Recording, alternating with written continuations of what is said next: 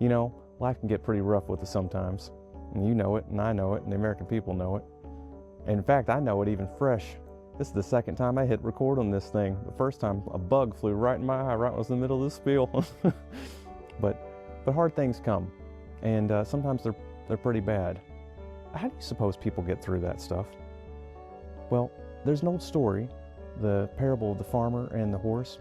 I used to tell people it was from the Tao Te Ching, but that wasn't true. I had that wrong. But it is from ancient China, and it tells the story about this old farmer who has one horse, and he depends on that horse for everything. And I'm getting nervous about these bugs. He depends on that horse for everything, and one night, bad storm comes, breaks the fence down, he loses the horse. Next day, he can't find the horse. His friends come over and try to help him, they can't find it either. They all sit around, they pity him. But he's faced some hard stuff before. So he says to him, well, we're just gonna, keep on keeping on through this the best we can. We'll figure something out. A little bit of time passes by and the horse comes back. He made a friend out in the wilderness too. A wild horse that followed him back in. The farmer fixes the fence behind him, and all of a sudden he's got 2 horses. That's pretty good.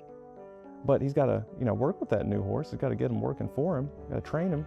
So he sends his boy out there to do that over the next several days. His only son, who he also depends on. The boy's working with the new horse, but having a hard time about it. Gets hurt, breaks both the legs in a bunch of places. He's laid up in bed and he can't do anything. The friends come over, they bring gifts and everything, and they're pitying the boy, and the farmer, same thing. He knows hard times. He knows what to do. He says, we're just going to keep on keeping on the best we can. Well, a little bit of time passes by and the army comes around. They're looking for young men to take off to war. They come to the farmer's house. They see the boy all laid up. They can't do anything with him. They go off to war without him. The boy, he goes on to live a long and prosperous life. He had a wise old father to learn from. Well, they knew that every bad thing that ever happened was followed by something else, and eventually it was good. Sometimes it was better than ever before. And I think that we know that too.